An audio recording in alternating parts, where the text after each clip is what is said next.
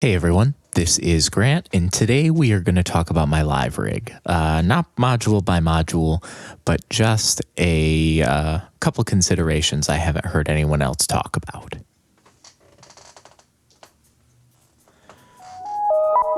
So we have a little bit of an ambient patch going on here. It's all right, that's how I like to start my live sets. So the first thing we're going to talk about is tactile sequencers. If you look here at the bottom, I have three different sequencers. I have Metropolix, I have a voltage-controlled clock divider, Mito, and then I have a two-channel 101 style sequencer, running order from Endorphins. All of these I can put my hands on and immediately change what's going on in the patch, whether it be the trigger stream, whether it be pitch, anything, even modulation in Metropolix's case. It has the two mod lanes, which I use to great effect.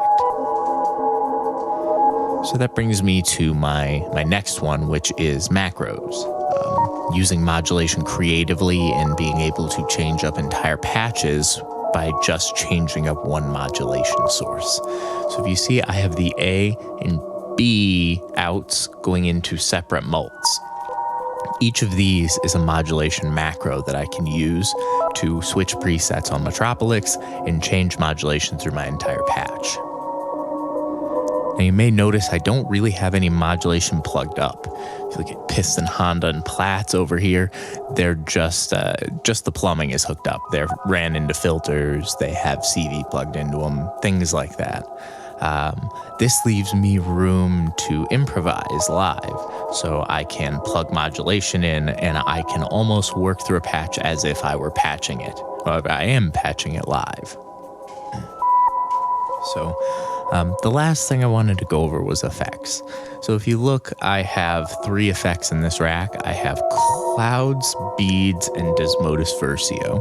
So there are two effect streams that I have. I have clouds just by itself and then beads followed by Desmodus Versio. The first one, clouds, is being fed by all of the sound sources being ran into Muffin Mix. So they are all on one bus, and then I have all my melodic sources being Kermit, Piston, Honda, and one channel of sample drum going into beads and Desmodus Versio. What this does is it lets me separate my effects and allows me to do large patch changes quickly with very few knobs. So if I'm transitioning, I can bring in clouds on my drum bus and it will affect all of my drums. It will wash everything out. So that's basically all I have for today. Just wanted to bring up a couple things that I didn't see anyone else talking about here before my show this Saturday. So if you guys have any questions, feel free to let me know in the comments. If you'd like to learn some patching, get some modular consulting from me, go check out my Patreon. Otherwise, thanks for watching.